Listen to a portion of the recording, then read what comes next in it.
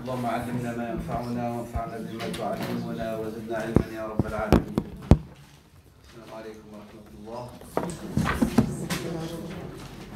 Après avoir exposé et analysé les différents degrés de l'hidayah, de la guidance ou de la guidée, il y a tout un passage dans notre ouvrage de la page 41 jusqu'à la page 80 où l'imam Ibn al-Qayyim rahimahullah, en commentant le livre de l'imam al-Harawi, avait parlé de Al-Fatiha al-Shafiya, Fatiha, source de guérison, et en même temps la Fatiha comme source de la foi. Et puis il a parlé de la Fatiha comme étant l'expression d'une dévotion et d'une demande d'assistance. Et puis il a parlé de al-ibada, l'adoration ou la dévotion sans demande d'assistance est incomplète. Il disait, rahimahullah, al-ibadatu bila-isti'anatin naqsun.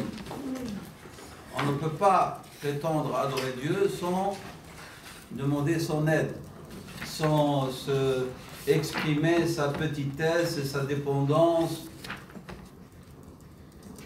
son besoin d'Allah subhanahu wa ta'ala.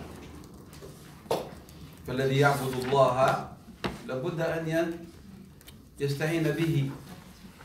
Et ici j'aimerais bien, avant de commencer Manzil al-Oula, la première station qui est celle de l'Yaqaba, l'éveil, à la page 89 du tadlib que vous avez, j'aimerais bien revenir sur ce qu'a dit Ibn al-Qayyim rahimahullah sur quelle est la meilleure forme d'adoration, afdal al-ibad.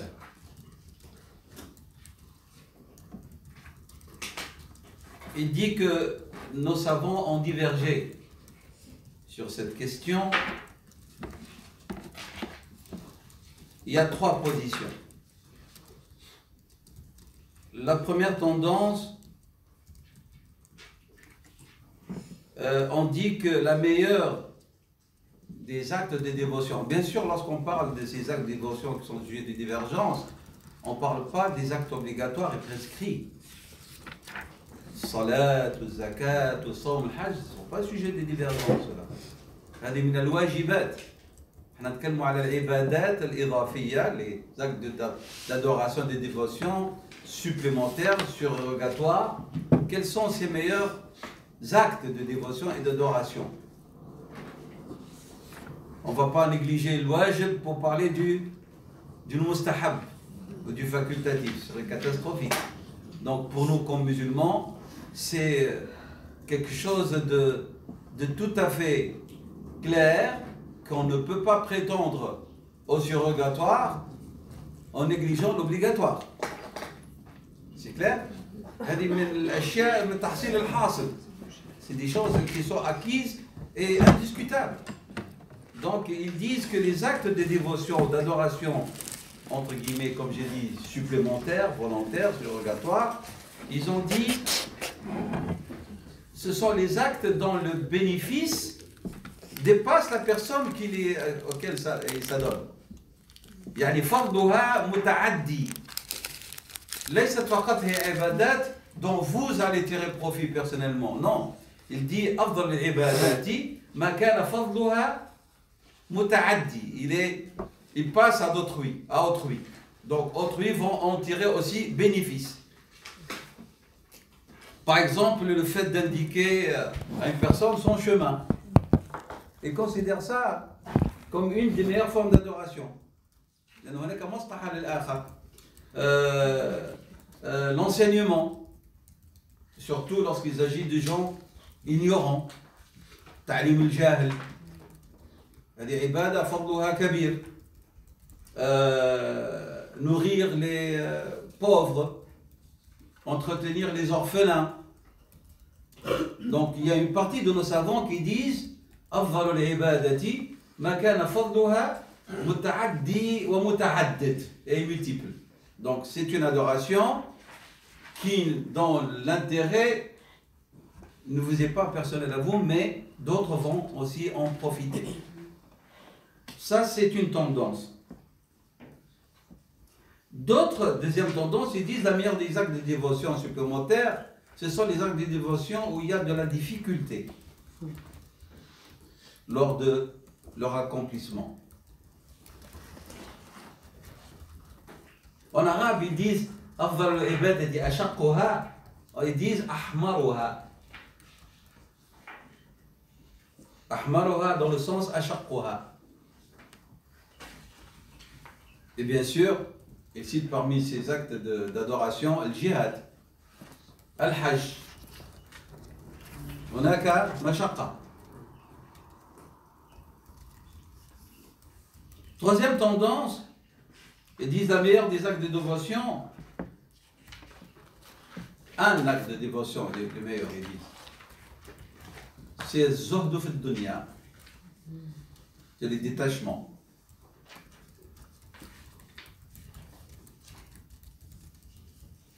Et couper tous les liens avec les hommes. Pas dans le sens, c'est-à-dire se retirer de la société. Il parle ici, c'est-à-dire couper les liens dans le sens de la dépendance. Vous arrivez à un degré où vous ne cherchez aide qu'auprès d'Allah subhanahu wa ta'ala. Il a dit cela en ces termes Ibn al-Qayyim, هو الزهد في الدنيا والاستغناء عن الناس. الزهد في الدنيا والاستغناء عن الناس. Et nous avons dit que la vraie définition du zuhd, c'est pas le retrait de la vie. Az-zuhdu, c'est que vous fréquentez les gens, c'est que vous vivez, vous entretenez votre relation avec le dunya sans qu'elle puisse avoir un impact sur vous, ni emprise. C'est ça ce que veut dire az-zuhd de dunya. Et le zuhd, le vrai zuhd dont on parle, c'est celui de Sayyidina Uthman, c'est celui de Sayyidina Ali. C'est clair? C'est celui de Sayyidina Abu Bakr, celui de Sayyidina Omar. Et disposer de tous les biens, mais ces biens n'avaient aucun impact sur eux.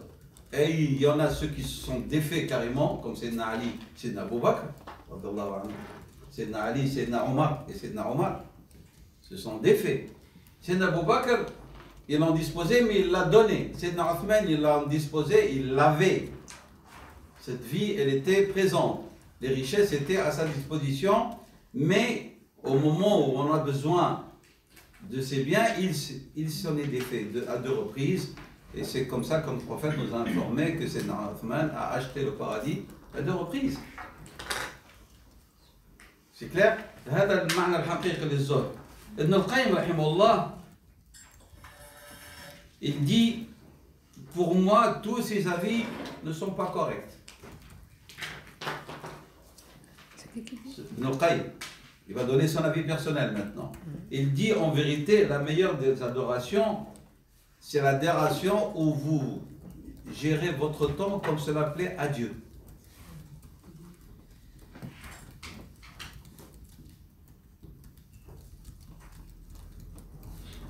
Il appelait ça ibadatu al-waqt.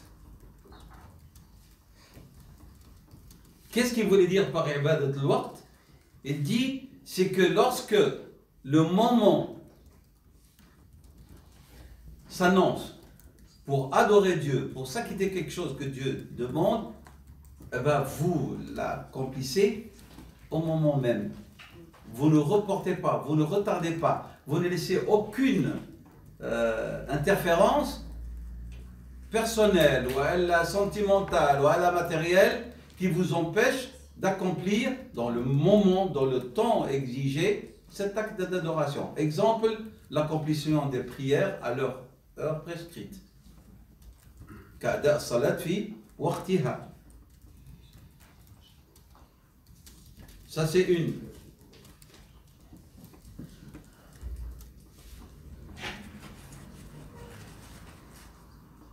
Il dit, la meilleure des adorations, c'est lorsque l'appel de la prière s'annonce, vous répétez avec le mu'adhan les paroles de l'adhan. c'est-à-dire le moment même. La meilleure des adorations, c'est lorsque vous recevez un invité, vous l'accueillez avec sourire et respect et générosité. À l'instant où vous accueillez. La meilleure des adorations, c'est lorsque vous vous réveillez au dernier tiers de la nuit pour demander pardon à Dieu et le prier. La meilleure des adorations, c'est lorsqu'il y a une disette, une famine, vous dépensez vos biens pour aider les besogneux et les indigents. La meilleure des adorations, c'est lorsque, pour le pouvoir ou le chef de l'autorité, c'est qu'il juge avec équité. Les meilleures des adorations pour un papa ou pour une maman, c'est la bonne éducation de leurs enfants. La meilleure des adorations pour les époux, c'est le respect mutuel.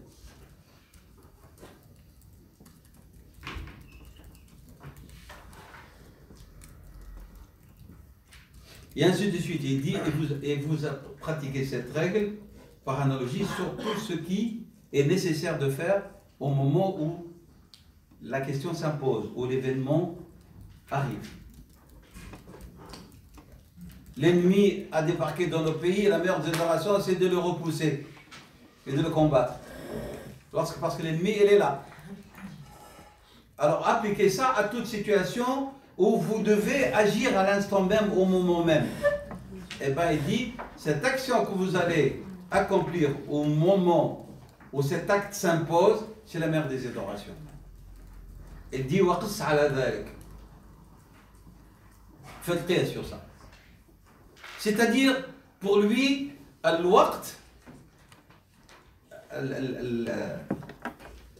dans le sens général, hein, où il y a exigence, هناك داع واجب لأداء ذلك العمل فذلك أفضل العباد.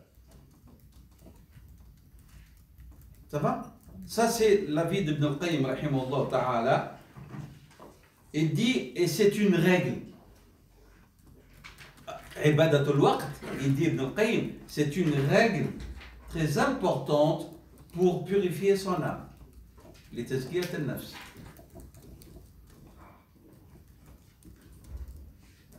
Chacun doit agir là où il se trouve, au moment où il y a nécessité qu'il agit.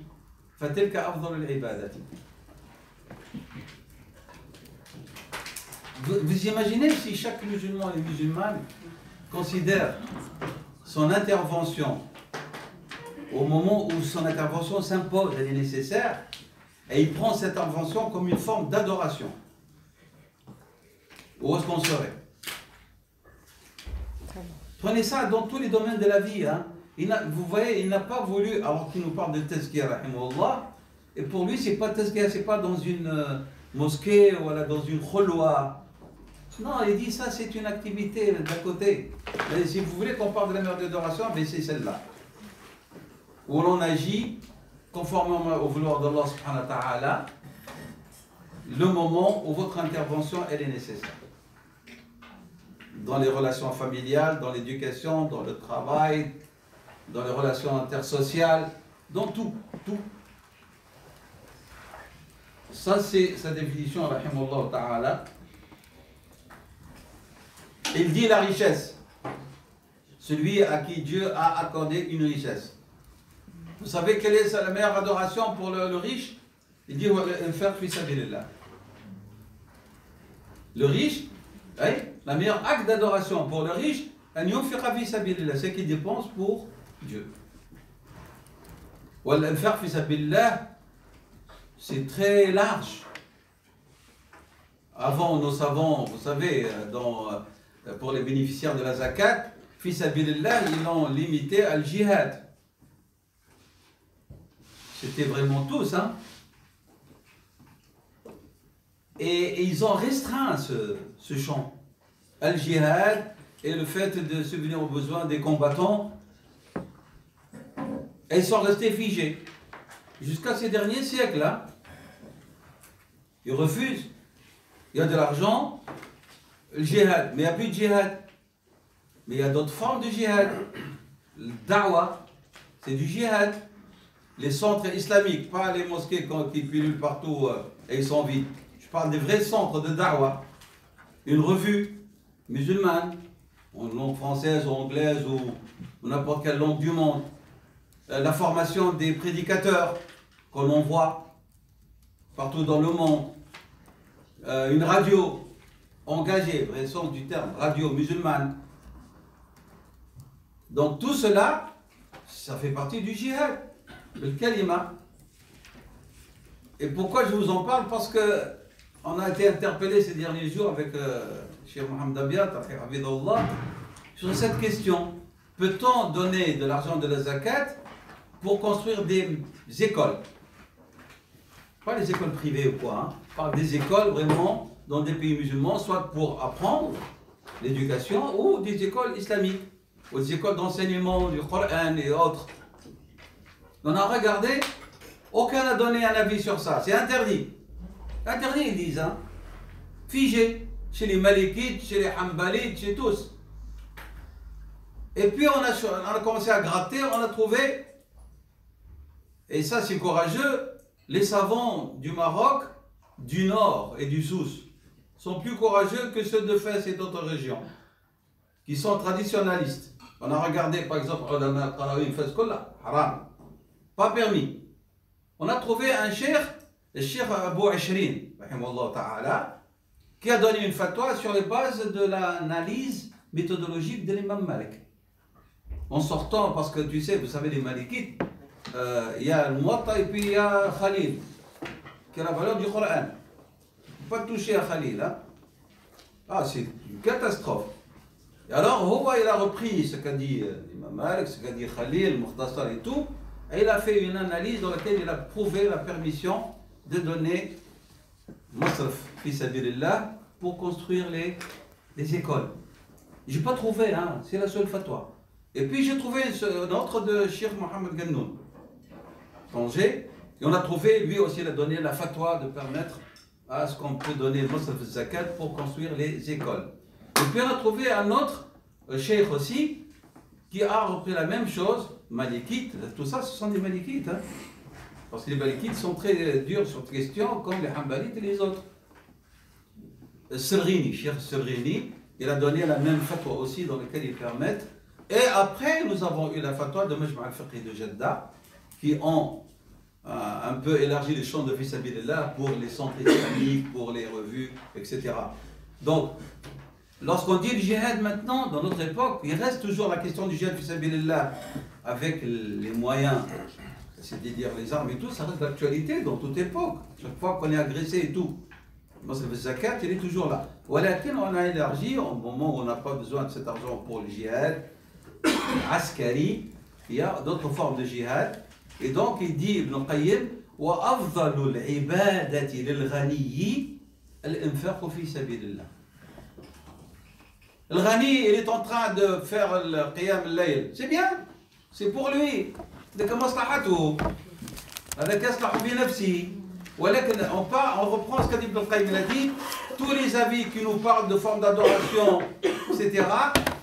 Pour moi, c'est relatif, c'est pas correct. La meilleure des adorations, c'est là où l'acte s'impose. Et son utilité, elle s'impose à l'instant même. Alors, celui qui a la capacité de faire cet acte, eh ben, c'est Afdal al-Ibadati lahu à ce moment-là.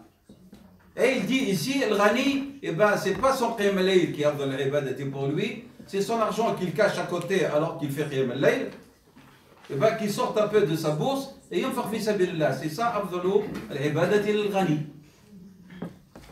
Professeur à qui Dieu a donné de la science, Afdal al-Ibadati, c'est qu'il va aider les enfants des quartiers pauvres et il leur donne des cours fi sabilillah de sciences, de maths, etc. pour les sortir de leur désolation. هذه أفضل العبادة له. Et non pas يقعد يعمل الذكر. S'il fait le dhikr ينفع نفسه ولكن ليس لا ينفع غيره. C'est clair? Donc voilà, donc pour ce que Qayyim dit pour cette question de l'ibada, je voulais vous en parler parce que j'ai considéré qu'elle était très utile.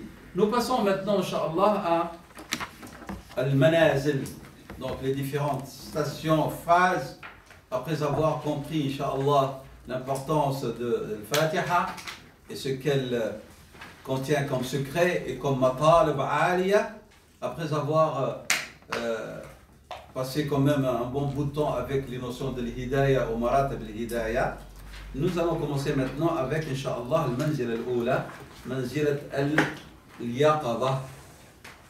C'est la première station qui permettent aux serviteurs d'accomplir le ubudiyya, la vraie soumission à Allah subhanahu wa ta'ala, comme a dit Ibn al-Qayyim. Quelle est sa définition? Il a dit, rahimahullah, ainsi que l'imam al-Harawi, rahimahullah, puisque nous avons dit, le livre de Ibn al-Qayyim, Madarij as-Salikin, est un commentaire du livre de l'imam al-Harawi, rahimahullah. Il dit, raw'atul intibahi, wa inzi'ajul qalbi, min raqdatil ghafilina.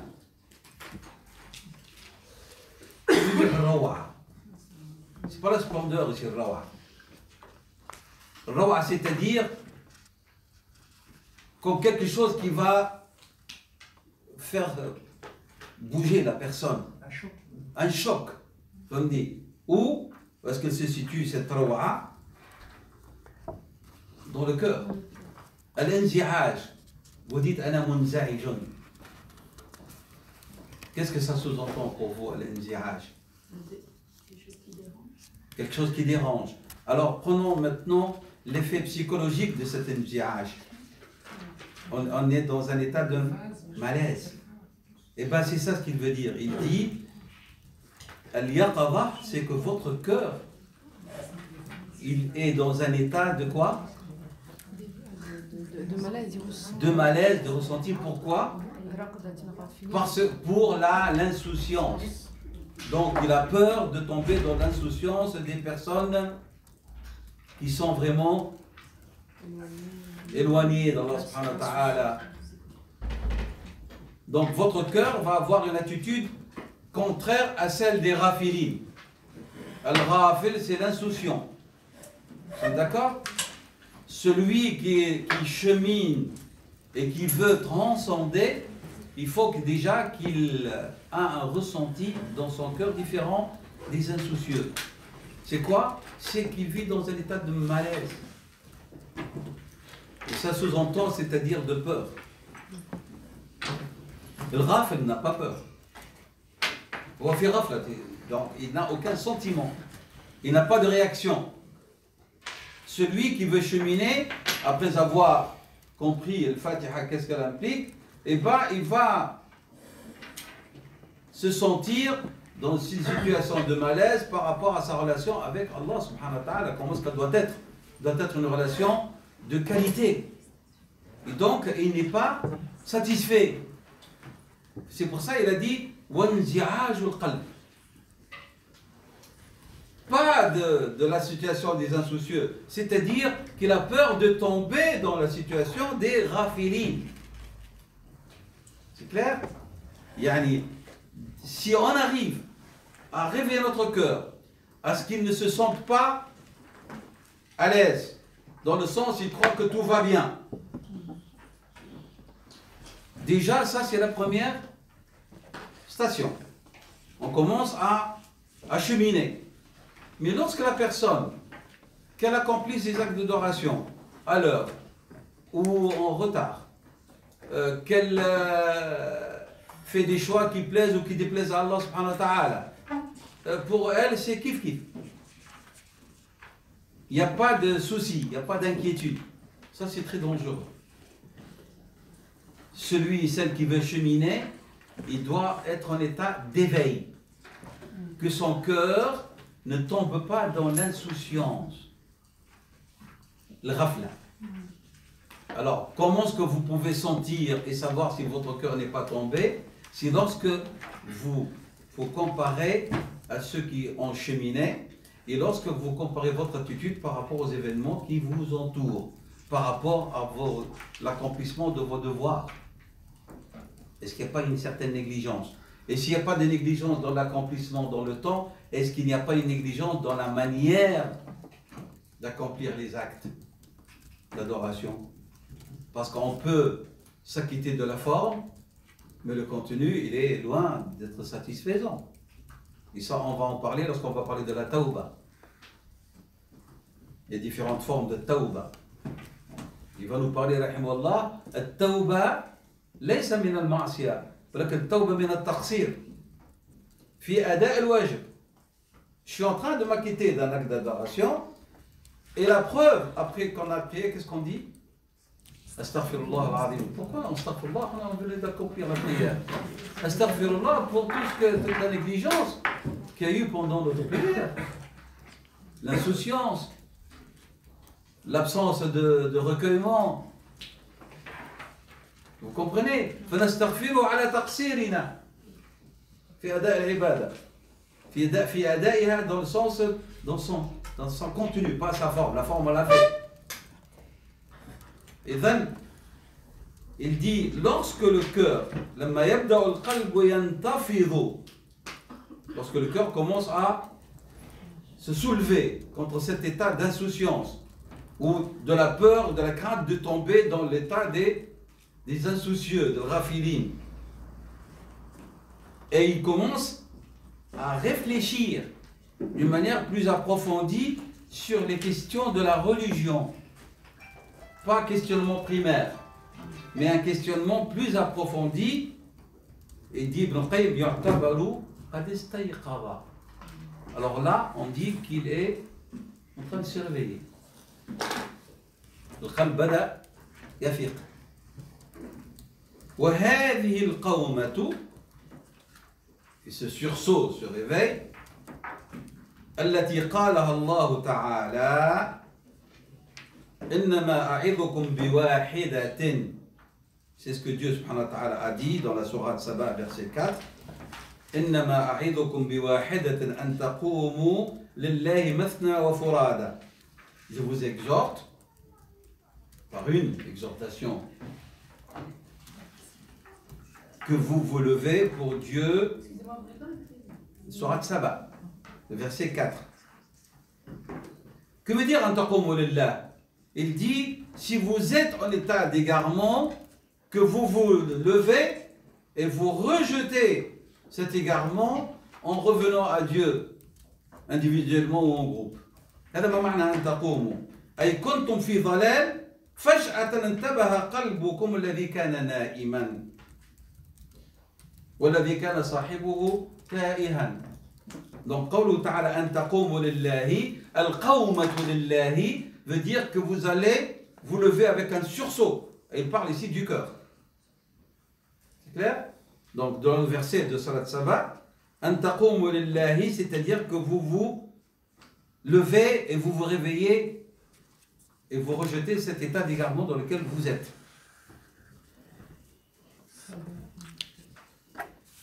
Et donc, lorsque l'un d'entre nous a ce sursaut et se rappelle qu'il est dans la voie de la rectitude, Inch'Allah, et qu'il y suit la voie du tawhid d'Allah subhanahu wa ta'ala, il faut qu'il remercie Allah subhanahu wa ta'ala, أن يحمد الله سبحانه وتعالى, qu'il y a réveil. Déjà d'être sur la voie du tawhid. Alors comment est-ce que vous pouvez comprendre l'importance de cette voie du tawhid dans laquelle vous êtes? En comparant à la fin des autres. على الكفر. فالإنسان يحمد الله على أن هداه. Il faut remercier Dieu sans arrêt. Alhamdulillah que je suis musulman. Alhamdulillah que je suis musulman. Et que j'espère ne pas mourir dans l'état de l'égarement. Falqawmatu huna, dans ce verset de Salat Saba, veut dire donc le rejet de l'égarement et le fait de revenir à Dieu. Il l'a pris comme shahid. Si l'un d'entre nous meurt sur l'état d'égarement, il sera parmi les perdants. Alors, la première chose, disait Ibn Qayyim, que celui qui chemine sur dans la voie d'Allah subhanahu wa ta'ala et qui recherche la transcendance, un yartaqi, celui qui cherche la transcendance, c'est que son cœur doit être en état d'éveil. فأول شيء يفعله السائر إلى الله تعالى هو انتباه قلبه. انتباه قلبه de quoi ألا يسقط في الغفلة. La crainte, il faut que nous ayons la crainte de tomber dans le ghafla, dans l'insouciance. Alors, le fait d'avoir cette crainte, هو الانتباه, هو اليقظة du cœur. Et il faut l'avoir en permanence. Parce que celui qui dit أنا الحمد لله مسلم, أنا مؤمن نصلي كلها, alors là, il est en train de tomber dans le piège de l'insouciance. Parce que rien n'est acquis. Combien de personnes nous avons côtoyées qui étaient sur la voie de l'yaqadha, dans le sens ils ont rejeté l'égarement et ils sont dans la voie du tawhid et de l'ibada et puis après ils sont perdus. Donc l'yaqadha doit être permanente. L'yaqadha, faites attention, ce que nous dit Ibn al-Qayyim, c'est chaque fois qu'on a une manzila et que nous allons passer à une deuxième manzila, la manzila acquise, il faut qu'elle reste toujours vivante. C'est pas comme quelqu'un qui a acheté une maison, voilà, ça y est, l'appartement gelé, ça va, on passe à autre chose. Non. Dans tazkiya, dans l'acte de la purification du cœur, l'acquis doit être toujours travaillé. Sinon, s'il est perdu, on regresse, on revient vers l'arrière. Vous comprenez? Il n'y a pas quelqu'un qui dit j'ai acquis le martaba ou le manzila, ça y est, alhamdulillah, je passe à la deuxième. Et celle que tu as acquis, qu'est-ce que tu vas faire avec? Ça y est, elle est acquise et c'est fini, ou est-ce que tu dois toujours la travailler? Et c'est ce que expriment beaucoup de jeunes qui nous parlent de leur état spirituel, disent ah, Ustad, pourquoi est-ce que je sens que je fais du surplace? Mais parce que ce qu'on a acquis, on ne le travaille pas. Il est acquis au salam. Mais non. Il est acquis, ça veut dire, eh ben, puisque j'ai le rahba, j'ai l'yaqadha, eh ben, il faut la travailler pour qu'elle soit omniprésente. Et cette rahba ou yaqadha, lorsqu'elle est travaillée, elle va se développer à autre chose. Elle va faire en sorte que la personne va vivre dans l'état de l'khashya, de la crainte, de la présence de Dieu, subhanahu wa ta'ala, dans son esprit. C'est un travail continu. Mais non pas, et si on va fouiller après, on va trouver qu'elle a disparu. Alors comment est-ce qu'espère-t-on? C'est-à-dire, la construction que Ibn al-Qayyim nous présente ou nous propose est une construction où chaque fois qu'on met une pierre, la pierre mise, elle doit être entretenue, sinon le reste de l'édifice va tomber. Vous ne pouvez pas dire j'ai mis la pierre et je commence à monter. Non, tu montes, mais toujours tu dois avoir à l'œil le premier socle. Sinon tout va s'effondrer. C'est clair? Donc ici, rahimahullah, il dit si nous comparons, si nous allons essayer d'expliquer par quelque chose de matériel les différentes stations et phases par lesquelles le cœur va passer dans son cheminement vers Allah subhanahu wa ta'ala. Il dit par exemple, si on va prendre ça sous une forme matérielle pour qu'on comprenne, quelqu'un qui va partir au Maroc. Maintenant, moi, je suis en train d'expliquer ce que dit Ibn Qayyim par mon langage. Si quelqu'un d'entre nous veut partir au Maroc, vous n'avez pas, en vérité, au début, pensé au voyage. Subitement, vous décidez de partir en voyage. Alors, quelle est la première chose que vous allez faire? Vous allez, avant tout, il y a le désir de voyager. C'est ça qui a fait que vous avez pris la décision de partir. Le désir de voyager. Après, qu'est-ce que vous allez faire? Vous allez décider qu'est-ce que vous allez faire durant votre voyage? Oui ou non? Je parle de quelqu'un de sensé. Hein? Donc, et puis vous allez commencer à préparer tout ce dont vous allez avoir besoin durant votre voyage. Et donc, qu'est-ce que nous avons eu? Nous avons ar-raghba, le désir subit de voyager. Il y a eu la préparation des buts, des finalités du voyage et les moyens pour réaliser ce voyage. Eh bien, prenez ces éléments-là, appliquez-les à votre cœur. Il va y avoir l'éveil, avec le choc là, dont on a parlé tout à l'heure. Il a dit raw'atul intibah, qui va donner lieu à autre chose. Cette raw'a, quelle est la finalité de cette raw'a? Qu'on a expliqué comme étant yaqara. Quelle est sa finalité? 2, 3, quels sont les moyens que nous devons réaliser et disposer pour que cette raw'a accomplisse ses effets sur le qalb? C'est clair? Donc, ليست هي فقط معناها un إحساس, un sentiment, un shu'ur, et ça s'arrête là. Ce shu'ur doit avoir des finalités qu'il cherche à atteindre et des moyens permettant de l'atteindre. Ça sous-entend qu'il y a un travail. Donc ça ne s'arrête pas au niveau du sentiment pour que cela ait un effet. C'est clair pour cette yaqada? Il dit ici, rahimahullah, فَإِذَا نَهَضَ مِنْ وَرْطَةِ الْغَفْلَةِ. Il a appelé le ghafla warta. Je veux dire warta. C'est le sens de piège, mais plus grave que le piège, parce que les conséquences sont destructrices et vraiment très ennuyeuses pour la personne. Parce que ce n'est pas un piège uniquement, mais un piège dont les conséquences sont très néfastes, dommageables. C'est le warta. Parce que vous pouvez tomber dans un piège, vous êtes là, d'accord, mais lorsqu'on dit warta, c'est-à-dire il y a des complications qui vont accompagner l'état dans lequel on se trouve. Donc il dit, lorsque il se réveille, nahaba, hein, de ce piège dommageable de quoi? De l'ghafla. Alors qu'est-ce qu'il va y avoir comme conséquence? L'istinarat al-qalbi, parce que le cœur a été illuminé par quoi? Par halat al-yaqada. L'istinarat qalbihi bi ru'yati nur al-tanbihi. Donc il va avoir une clairvoyance. Cette clairvoyance, il a appelé Nour. Lumière de quoi? Al-Tanbih. C'est quoi Al-Tanbih? La vigilance. C'est comme Muraqaba, mais pas dans... Non. Et donc, il y a une lumière qui va faire que ce cœur va être dans un état de vigilance. Parce que c'est l'opposé, le contraire de Rafil.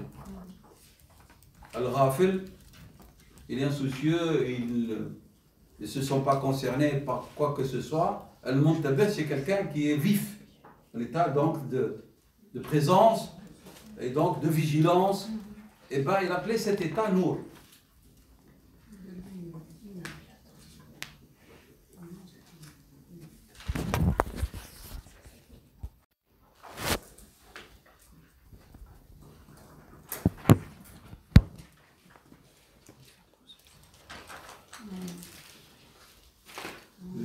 Voilà ce qui est, c'est-à-dire en résumé, sans rentrer dans beaucoup de détails auxquels qu'il se lève dans son ouvrage, ce qu'il va faire dans la page 91-92, il va développer les moyens qui permettront au cœur d'être en état de vigilance, hein, en expliquant comment doit être reconnaissant auprès d'Allah et connaître ce que veut dire l'état d'augmentation ou de régression dans les actes d'adoration et quels sont les moyens qui permettent aussi cette évolution. Il a par exemple parmi ce qu'il propose Sama' al-ilmi, donc assister aux assemblées où la science est donnée, إجابة داعي الحرمة, c'est-à-dire éviter les interdits en répondant à Allah subhanahu wa ta'ala qui vous dit de vous éloigner de l'interdit. Il ajoute aussi la compagnie des gens vertueux, Sahbatus Salihin. Et il a dit, et pour être sauvé de tout cela, c'est rejeter tous les usages. La adat, ça sous-entend qui vont à l'encontre de ce que Dieu attend de nous. Il a dit à la fin, وَمَلَاكُ ذَلِكَ كُلِّهِ خَلْعُ الْعَادَاتِ. Toutes les habitudes qu'on a reçues, sociales, familiales, professionnelles, il faut avoir le courage de s'en défaire parce qu'elles ne vont pas vous permettre de vivre cet état de vigilance. Ah oui? J'aimerais bien, voilà, la famille, voilà, le travail, voilà, mon mari, voilà, mon épouse, voilà, tout ça, de l'adat, dans un sens général. Tous ces usages et habitudes qui font que notre cœur, il est à paix et qu'il n'arrive pas à vivre cet état d'éveil, ben, il faut savoir s'en défaire. Il a dit Ibn Qayyim rahimahullah ta'ala, celui qui chemine dans la voie de Dieu, c'est par rapport à sa connaissance des degrés des actions et de leurs valeurs. هذا عمل يوصل، هذا عمل لا يوصل إلى الله، هذا عمل يحبه الله، هذا عمل لا يحبه الله، وهكذا. Il dit لابد للسالك معرفة مراتب الأعمال. On ne parle pas ici de maratib al-taraqi, on ne parle pas ici des stations de cheminement, non, non. On parle ici des degrés des actions et de leurs valeurs. Chacun d'entre nous doit connaître maratib al-a'mal. Il dit, et quels sont les actes qui sont des actes très précieux à acquérir. وَنَفَائِسُ الْكَسْبِ. Les a'mal sont diverses. Il y a tellement d'a'mal, حتى dans l'a'mal الصالحة. ولكن يك هناك أعمال صالحة خير من أعمال أخرى. Il y a des actes d'adoration, il y a des actes, ce qu'on appelle les actes louables. Il y a des actes louables meilleurs que d'autres. Comme Ibn Qayyim a proposé, rahimahullah, certains qui la considèrent meilleurs que d'autres. Il dit, ben, celui qui chemine doit connaître cela. Donc, sa connaissance va lui permettre de multiplier et d'augmenter et de développer, de progresser son état de iman. Donc, ma'rifat al-maratib al-a'mal. Et quels sont les meilleurs des actes à acquérir? On a fait al kasbi. Il dit ma'rifatuhu biz-ziyadati wal-nuqsan. Ben, c'est une connaissance de ce qui va augmenter, multiplier vos actions ou les regresser, et ce qui va aussi avoir un impact sur votre iman. Il y a kathir min al-a'mal al-salih. Il y a plusieurs bonnes actions, mais il y a des bonnes actions qu'il faut cibler parce qu'elles vont avoir un impact sur votre spiritualité plus que d'autres. Notre prophète sallallahu alayhi wa sallam, de temps en temps, il indiquait, par exemple, il a dit que parmi l'a'mal al-salihah, que nous on néglige, et il a dit, c'est le fait d'être tendre envers les orphelins. Ah, il y a un qui a dit à Rasulallah, j'ai le cœur dur. Il a dit, bah, va caresser la tête de l'orphelin. C'est pas le geste de caresser uniquement, ça sous-entend. C'est-à-dire être soucieux de leur situation, de leur éducation. هذا العمل خير من عمل آخر. هذا العمل, lorsqu'on va entretenir des orphelins, les éduquer, s'occuper d'eux, etc., c'est meilleur que des rak'at au dernier tiers de la nuit. Donc, ce qu'il nous demande, Ibn Qayyim, c'est de cibler. Même dans les bonnes actions, il faut qu'on cible les meilleurs. لأن هناك مراتب في الأعمال. Est-ce qu'il y a un gain de temps et gain de foi dans cet acte? Mais on a dit tout à l'heure, lorsque ça s'impose, il a dit, si on va dans la voie de Ibn Qayyim, هذا العمل, il faut qu'il soit le moment où on a besoin de vous. Mais lorsqu'on n'a pas besoin de vous et vous le faites, qu'est-ce que vous ajoutez comme de plus pour l'orphelin? L'orphelin, il est entretenu, il y a des gens qui le suivent, qui l'éduquent, etc. Bah, faites quelque part, il y a d'autres qui ont profité à l'instant même où ils avaient besoin. Mais la personne qui fait ça, elle a une foi qui est plus grande et... Savoir un impact sur sa foi. Mais tout est lié. Hein. Si on le fait, il ne faut pas qu'on tombe dans la routine, je suis en train de le faire. Il faut le faire avec l'état d'éveil du cœur. La spiritualité, ce n'est pas des éléments disparates et qui sont en connexion les uns avec les autres. Les éléments qui nous permettent de transcender, il faut qu'ils soient liés les uns aux autres pour racha du cœur doit être entretenu et omniprésent. C'est cette racha du cœur qui va faire, par exemple, je réagis à l'instant même lorsque je vois un besogneux. Je vois quelqu'un qui est dans le malheur et qui a besoin d'assistance. C'est l'instant même. C'est-à-dire, il faut éviter ce qu'on appelle l'étape al-bahta. Le bahta, c'est celui qui fait comme ça. Et lorsqu'il fait comme ça, c'est fini, c'est passé. Hein, c'est passé. L'instant, il faut réagir. Lorsque le moment arrive, on est en train de... Ah, voilà, miskin, la hawla wa la quwwata billah. Mais il y a quelqu'un d'autre qui a pris le dessus. Hein. Déjà, il a pris l'initiative, lui. Parce que son qalb était plus éveillé. Il a bien compris. Il n'est pas resté à se lamenter sur la situation de la personne. Il a réagi tout de suite. Il y a une différence entre les deux attitudes. De celui dont le cœur est en état d'éveil, il a réagi tout de suite, et entre celui qui va réagir plus tard. C'est pas la même chose. On va rester toujours dans le plus tard, quoi. Et c'est un travail sur le cœur, ça. Donc, ça c'est pour ce qui est de cette situation. Après l'yaqadha, après l'état d'éveil, Ibn al-Qayyim va nous emmener à parler de manzilatul fikra.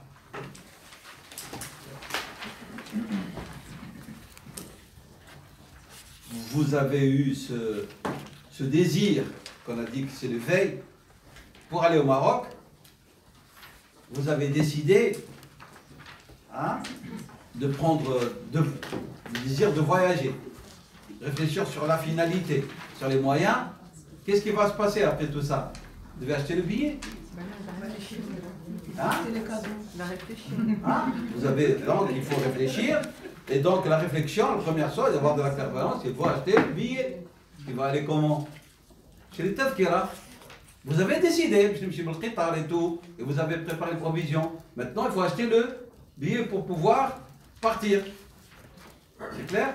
Donc, tafkira, ce billet, et ce billet, donc vous allez le prendre, vous n'allez pas rester chez vous. Vous allez à la gare, à l'aéroport. Regardez combien de phases vous avez fait. Donc, celui qui veut voyager, qu'est-ce qu'il fait? Il faut qu'il y ait un yaqadha et puis préparation pour le voyage. C'est ça le fikra. Le fikra, c'est, une fois j'ai eu cette réaction, il faut maintenant que je passe à l'action. Mais une action clairvoyante, puisque j'ai dit acheter le billet, puis aller vers l'aéroport ou la gare. Il y a donc un mouvement.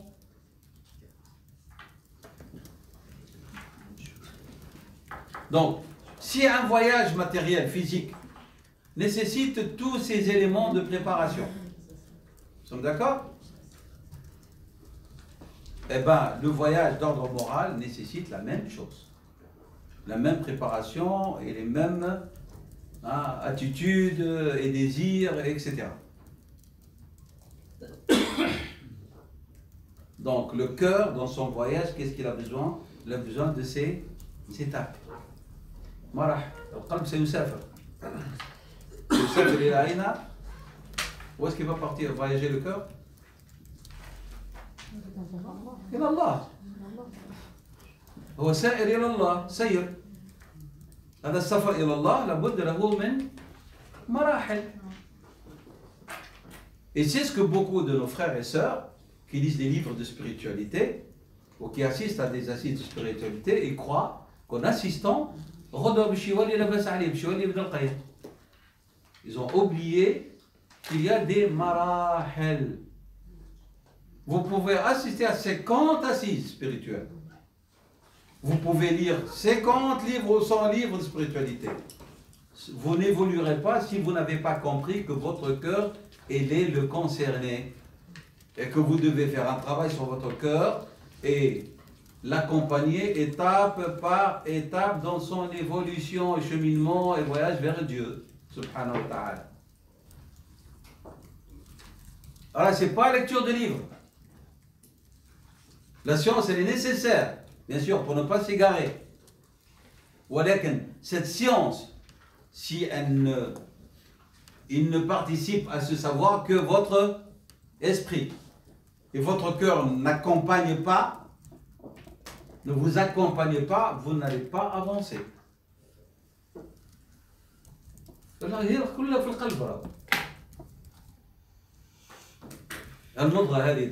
morceau de chair dont nous a parlé Rasulullah sallallahu alayhi wa sallam. إذا صلحت صلح الجسد كله.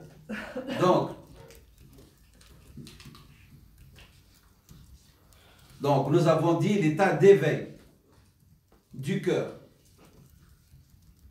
Cet état d'éveil du cœur qui va nous mener vers le fikra, cet état du cœur, ce réveil, a besoin de deux éléments.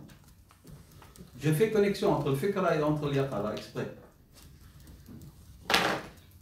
Donc ce sursaut et cet éveil du cœur a besoin de deux éléments pour qu'elle se réalise. Premièrement, shuhudu minnatillahi alayka. Shuhudu minnatillahi alayka. Être témoin et certifié des bienfaits de Dieu sur toi.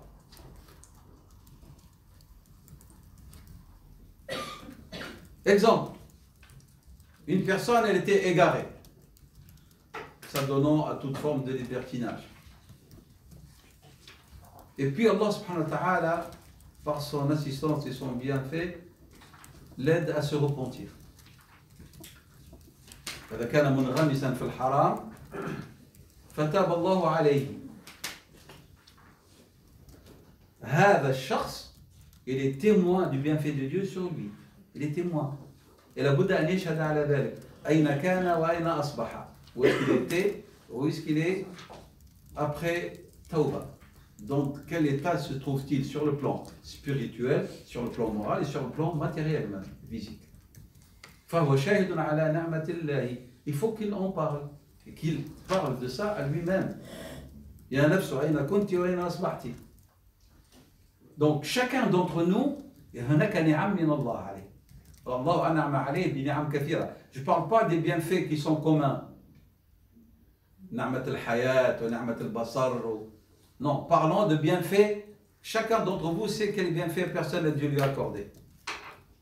هذه النعمة que Dieu vous a accordée, il faut que vous en parlez à vous-même. يا نفس الله أنعم عليك بكذا. J'ouvre de parenthèses. Allah n'a malé, on se trouve dans un état d'épreuve. Après avoir l'épreuve, est-ce qu'il n'y avait pas des bienfaits? Et après l'épreuve, est-ce qu'il n'y a pas de bienfaits? Ah, il y a toujours. Malgré qu'il y a l'épreuve, il y a encore des bienfaits. Peut-être même l'épreuve, elle-même est un bienfait.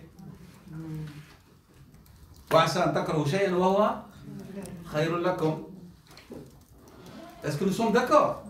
C'est ces conceptions-là qui font que nous sommes différents des autres. Là. Nous ne sommes pas différents des autres croyances parce qu'on dit on est musulman et c'est tout. Non, nous sommes différents des autres parce que nous avons une conception différente de la vie, de la mort, de l'épreuve, du temps, de l'existence, de tout. On a une conception différente. Donc, ni'amullah, les bienfaits de Dieu sont omniprésents. Et puis, il y a des bienfaits généraux. Puis, il y a des bienfaits spécifiques à chacun d'entre nous. Et l'épreuve elle-même peut être en elle-même un bienfait si nous avons une bonne opinion d'Allah. إذا كنا نحسن الظن بالله إذا كنا نحسن الظن بالله حتى الألم il est source de bien. هذا c'est ce qu'a dit Rasulullah sallallahu alayhi wa sallam. عجبت. Le hadith vous le connaissez. عجبت لأمر المؤمن.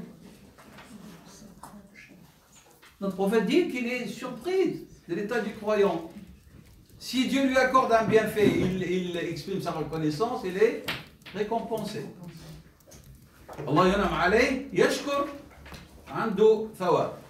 S'il est touché par un malheur et patiente, il est récompensé.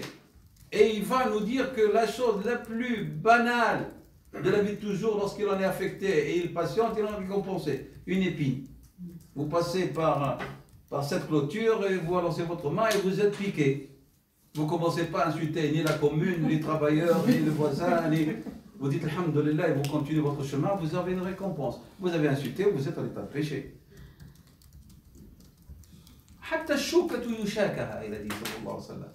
Donc ce sont ces conceptions qui font que nous sommes différents.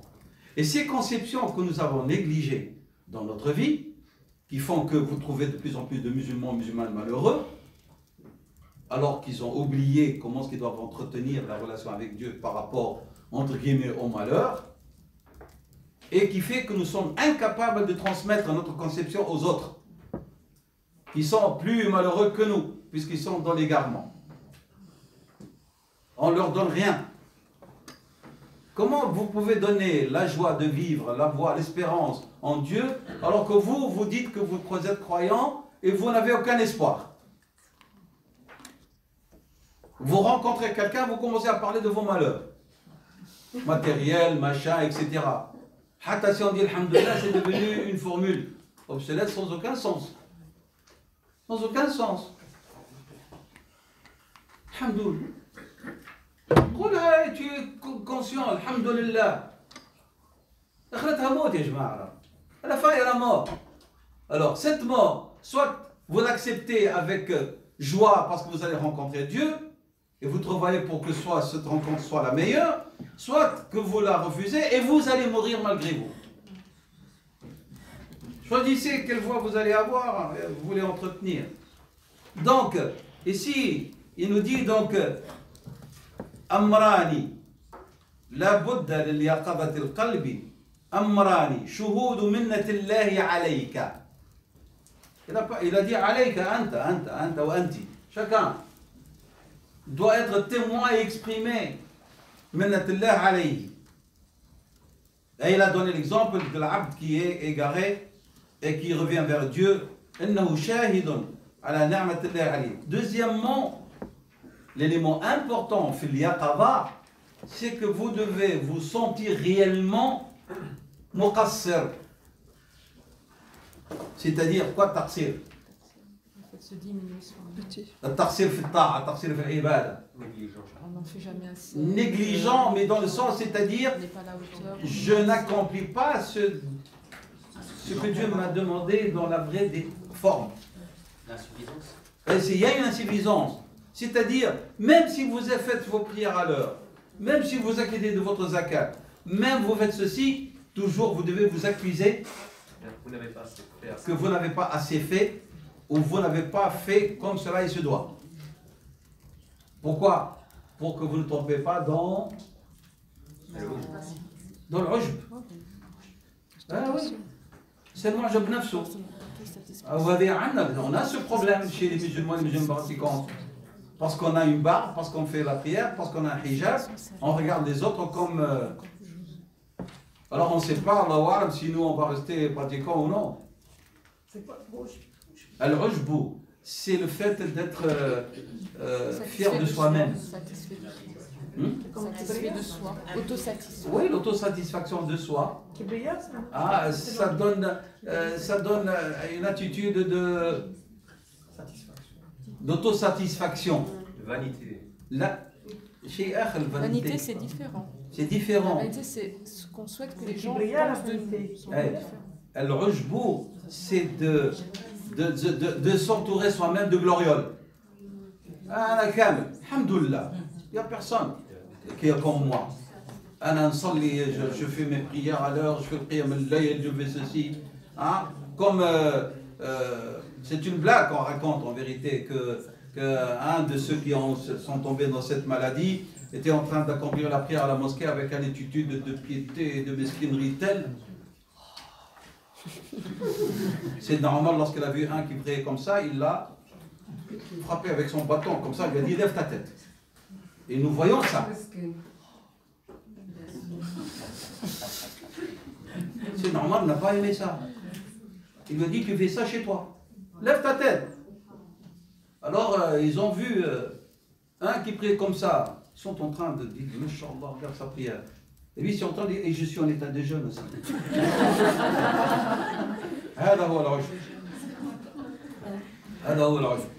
C'est clair. C'est pour ça qu'en vérité, lorsque nous lisons la biographie des vertueux, on ne les voit pas accomplir ces actes en public. Nous n'avons pas de texte historique qui nous rapporte qu'un tel et un tel, il faisait la prière à la mosquée, 100 rak'at, 1000 rak'at. L'imam Malik, radiallahu anhu, lorsqu'il recevait des gens qui venaient pour s'informer et qu'il était en train de lire le Coran, il le couvrait. Pour qu'ils ne disent pas, on est rentré chez l'imam, on a trouvé, il était en train de lire le Saint-Coran. Il avait peur de ça. C'est clair? Ils n'affichaient pas, ils ne parlaient pas de leur spiritualité parce que c'est une affaire d'intimité entre eux et Allah subhanahu wa ta'ala.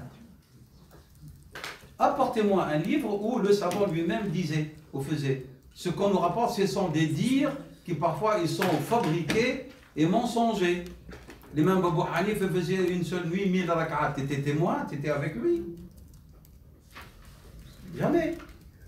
On n'a pas d'informations. Ils étaient des dévots. Mais ils n'affichaient pas ça en public. Jamais.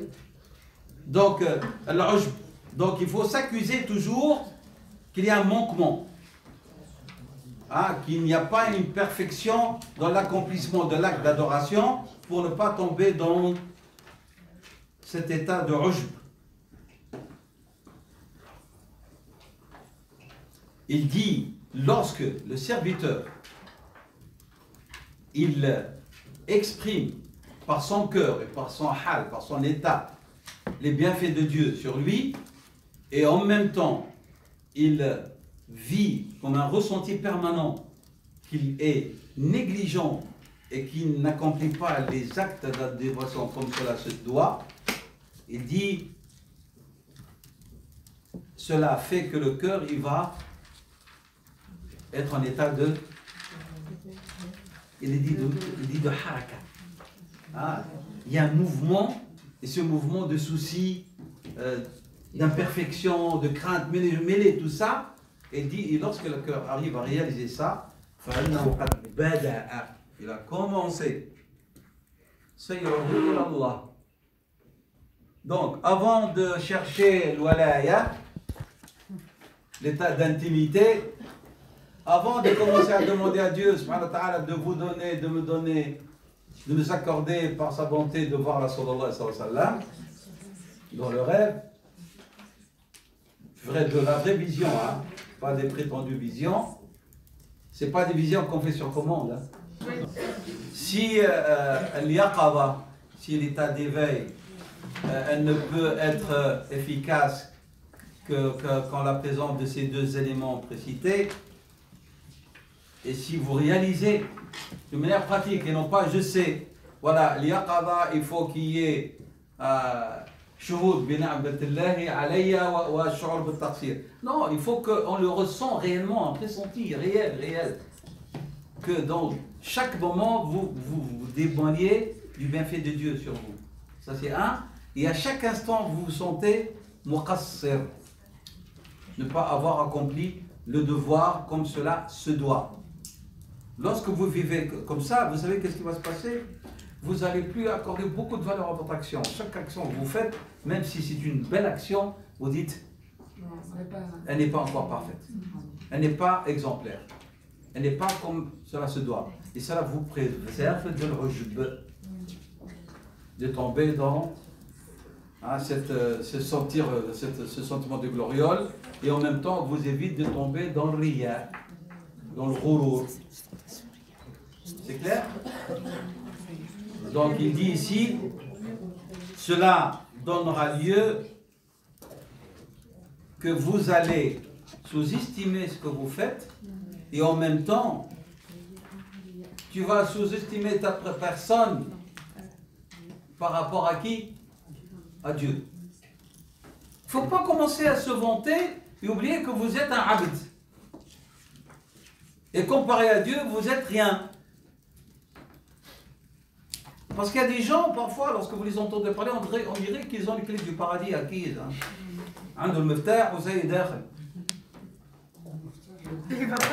Très dangereux, ça. Ben oui, c'est dangereux.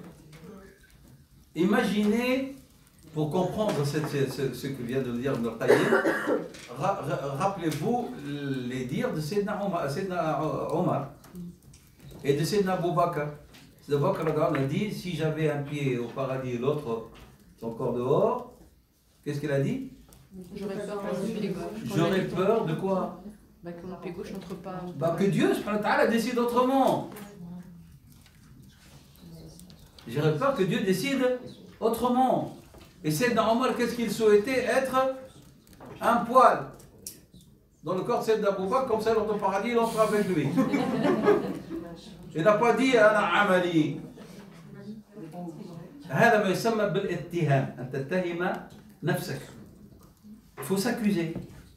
Et puis, ne jamais oublier sa petitesse comparée à la grandeur de Dieu, subhanahu wa ta'ala. هناك تقصير في حق الله واحتقار لنفسك في جنب الله. Comment on peut traduire makar Allah? J'ai vu des traductions qui ne donnent pas le stratagème et tout. C'est pas digne de Dieu de parler de stratagème, subhanahu wa ta'ala. Parce qu'ici, dans le dire de... C'est d'abord qu'elle a parlé de makar Allah. C'est pour ça que je ne l'ai pas traduite, parce que j'ai vu tout, ça ne colle pas. On peut dire le juste retour d'Allah. Juste retour d'Allah, décision autre d'Allah, mais le stratagème, moi, j'ai pas aimé. C'est pas digne de Dieu, ce terme. Il y en a qui mettent même ruse, la ruse. Oui, j'ai vu le mot ruse aussi dans certaines traductions. Dieu ruse. Dieu met des stratagèmes, c'est pas digne. C'est négatif.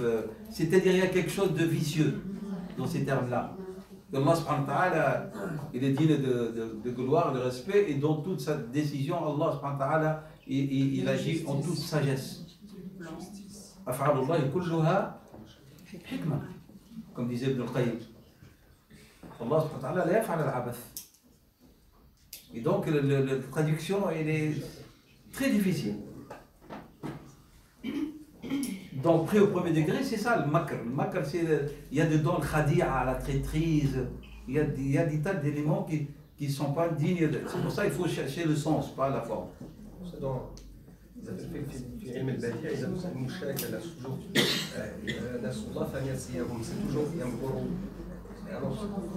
Allah ils disent le même terme pour Allah mais qui convient, enfin, qui correspond pas. Et pour l'expliquer, on doit dépasser sa signification sur l'échelle humaine. Bien, continuons s'il vous plaît. Ainsi dit Ibn al-Qayyim, à ce moment-là, ton cœur va commencer à réagir. Va réagir vers quoi? Vers le maqamat al-imaniya. Il va réagir parce qu'il veut atteindre et cheminer, et surtout atteindre ces stations de la foi. Donc, ce que Ibn al-Qayyim est en train de l'expliquer, c'est-à-dire, c'est comme s'il nous dit, ce sont les phases nécessaires pour la transcendance du cœur. Et manazil al-qalb, on parle de manazil al-qalb. C'est clair? Donc, madarij al-salikin, le madarij du cœur de ceux qui cheminent vers Dieu. Voilà les phases par lesquelles ils sont invités à passer. Al-maqam al-imani, cette station de la foi, ne peut pas être acquise que si vous êtes en état d'éveil, au début du chemin. Et dès le début du chemin déjà naïs. Comment est-ce qu'il va arriver à bon port? Nas ne saura pas atteindre son objectif. Prenons-la sur le plan physique. Que Dieu nous en préserve. On conduit une voiture et on dort. On prend le départ et puis hop, on dort. Ben, c'est fini, c'est la catastrophe. Le qalb, au début de son cheminement, il faut qu'il soit en état d'éveil. Et il doit garder cet état d'éveil. Et chaque fois qu'il acquiert une station, celle-là qui est préservée, qui a été acquise, doit être toujours travaillée pour qu'elle permette à la seconde de vivre. Et là, qui est la première, la deuxième, il va toujours les travailler pour pouvoir aller vers la troisième, et ainsi de suite. C'est un travail permanent. Et ici, on nous dit que la meilleure expression de l'yaqadha, c'est le dua Sayyid al-Istighfar que vous connaissez. Sayyid al-Istighfar, qu'est-ce qu'il dit dedans, Rasulullah? Allahumma inni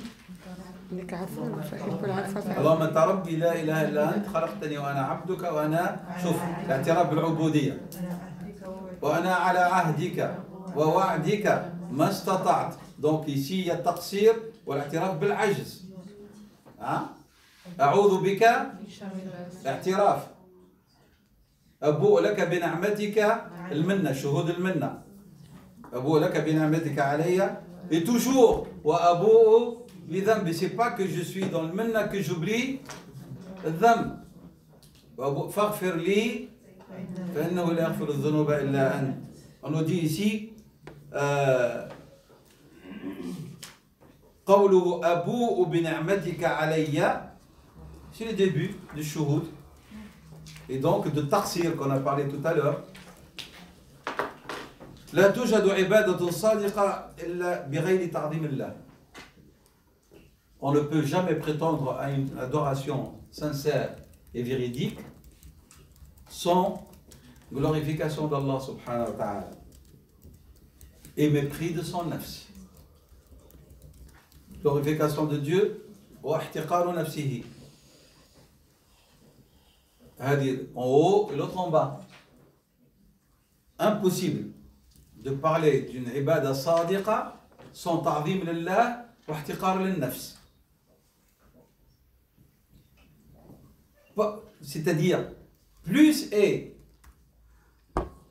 ta glorification d'Allah subhanahu wa ta'ala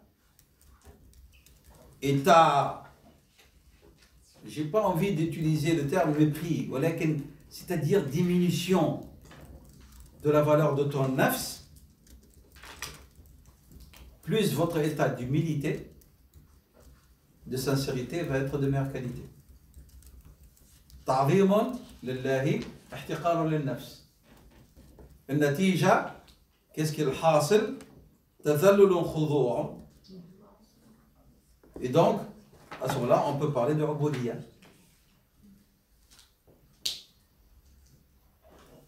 Al-fikra, il veut dire quoi? Il veut dire plonger le regard de son cœur. C'est-à-dire votre cœur va fixer son regard sur quelque chose de précis. Al-fikra.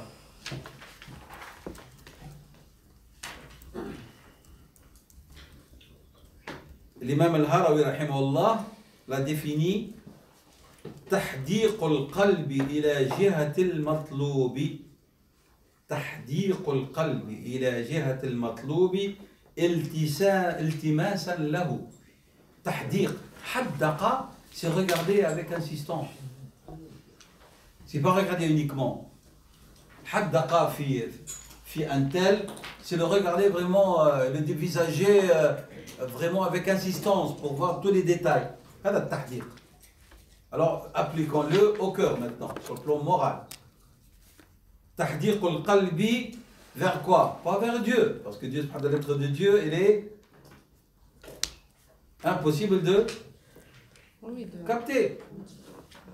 Mais il dit vers la direction. La direction, c'est-à-dire sur le plan spirituel d'Allah subhanahu wa ta'ala. Parce qu'on le recherche, on le cherche. C'est lui qu'on veut atteindre au niveau de notre relation intime. C'est ça que ça veut dire. Non.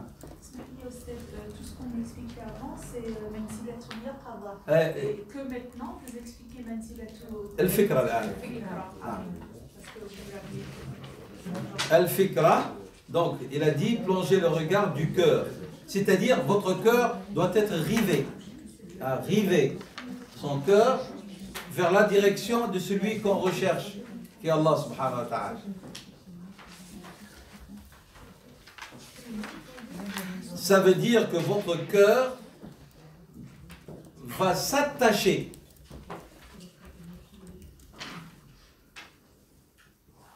à Dieu subhanahu wa ta'ala.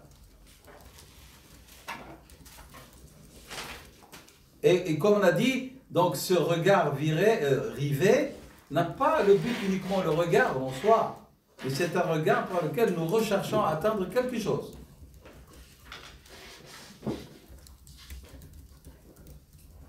Et il a dit ici, il a dit iltimasan lahu wa talaban lahu. Je cherche Dieu. Comme disaient certains pieux, ya dalil al-hayara dullani alayka. Indique-moi, Seigneur, le chemin vers toi. Hein? Ya dalil al-hayara dullani alayka. Donc le cœur, il est rivé par un regard permanent parce qu'il cherche à atteindre Allah subhanahu wa ta'ala dans le sens de l'intimité avec Dieu subhanahu wa ta'ala. Et bien sûr, tout cela sous-entend qu'on ne parle pas de choses d'ordre physique. Comme qawlu ta'ala, Allah nur as-samawati wal ard, il ne faut pas l'expliquer que Dieu est lumière. Hein? Dieu, beaucoup de gens font l'erreur. Dieu est lumière. Qu'est-ce que vous en savez?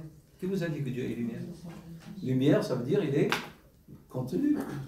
Ça y est, on est tombé dans le corporéisme et c'est fini.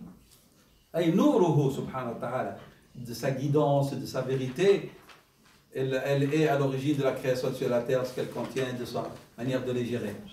Beaucoup de gens traduisent Dieu est la lumière. C'est pour ça que les traductions doivent être des traductions du sens et non pas des termes. Donc ça c'est pour ce qui est d'al-fikra.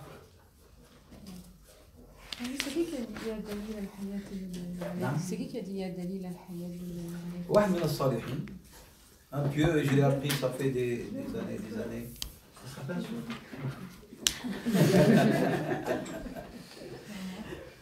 احنا نقول ان شاء الله يكون من الصالحين. C'est tout. Ici, Ibn al-Qayyim nous dit al-fikra, lorsque le cœur il est rivé dans la direction de la recherche de l'intimité avec Allah Ta'ala, il en résulte quoi? At-tabarru'u, le rejet et la rupture de tout ce qui est, de toute forme d'adoration en dehors de celle de Dieu. يقول هنا البراء من عبادة غير الله وهذه الفكرة il dit هي حقيقة البراء والولاء,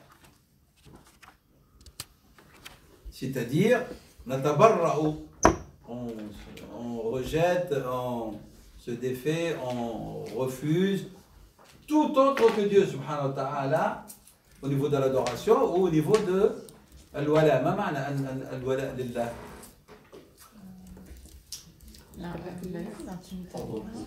L'intimité, quoi encore? L'alliance avec Dieu. Aimer pour Allah subhanahu wa ta'ala, l'alliance. Parce que الولاء فيها معنى النصرة.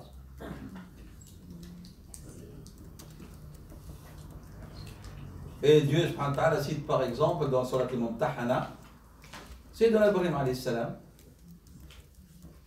لقد كانت لكم أسوة في إبراهيم والذين معه إذ قالوا لقومهم إنا براء منكم تبرؤوا. C'est ça ce que veut dire le bara. Et c'est-à-dire lorsqu'il y a bara, veut dire quoi? En opposé, il y a wala. أتبرأ من غير الله وأنا أوالي الله سبحانه وتعالى.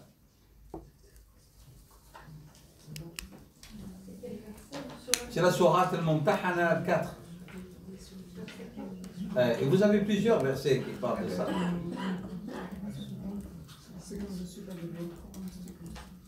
Il dit ici Ibn al-Qayyim, donc, al-fikra, القلب, قلنا الفكرة هي ماذا؟ تحديق القلب إلى جهة المطلوب. C'est comme ça a dit l'imam al-Harawi, تحديق القلب. Ça veut dire quoi? Il a dit فهي حقيقة المحو والإثبات. On va effacer et confirmer. Fayamhu. Il va effacer, il va faire disparaître l'amour de tout autre que Dieu. Fayamhu mahabbata ma siwa Allah. Yamhu, il n'a pas dit yamhu que l'être. Le mahabba, c'est-à-dire il n'y aura plus quoi que ce soit auquel il penche, il aime, autre que Dieu. On n'a pas dit qu'on n'aime pas, mais ici on parle de la vraie mahabba exclusive. L'islam ne nous demande pas de ne pas aimer nos parents, de ne pas aimer notre conjoint, de ne pas aimer notre femme, de ne pas aimer entre guillemets l'argent. Dieu le dit clairement. Le khayr ici veut dire les biens. C'est clair. ولكن الحب dans le vrai sens du terme exclusif, c'est pour Allah. L'islam il est réaliste, hein? Donc il ne faut pas croire que l'islam dit que vous devez haïr tout le monde.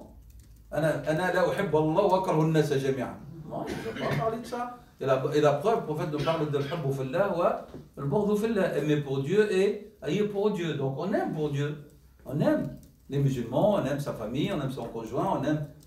Il n'y a aucun problème de ce côté-là. Voilà qu'il ici parle de l'hub qui va avoir une emprise sur votre cœur et décider de vos choix, de ce que vous devez faire. À ce moment-là, il n'y a que Dieu qui doit être là. فيقول فيمحو محبة ما سوى الله عز وجل من قلبه. Comment il va effacer cet amour? Il a dit علما وقصدا وعبادة. Au niveau de la connaissance, il faut que cet amour fait qu'on ne connaît pas plus que Dieu et que notre finalité doit être que Dieu et que notre adoration elle est adressée exclusivement à Dieu.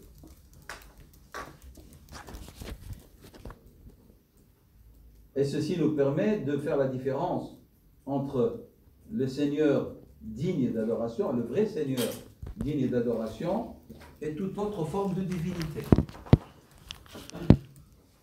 Toute autre forme de divinité, c'est-à-dire toute autre forme de choses, hein, matérielles ou morales, qui va avoir une emprise sur notre cœur, telle que l'emprise que Dieu doit avoir réellement sur notre cœur. Et il dit, et ça c'est le vrai sens de at-tajrid wa at-tafrid, de termes de spiritualité. Tajarrada, c'est se défaire, enlever. Fayatajarradu an ibadati ma siwa. Il se fait de l'adoration de tout autre que lui, subhanahu wa ta'ala. Wa at-tafrid, il le singularise. ويفرده أو يفرده ويفرده وحده بالعبادة. Et le singularise lui seul de l'adoration.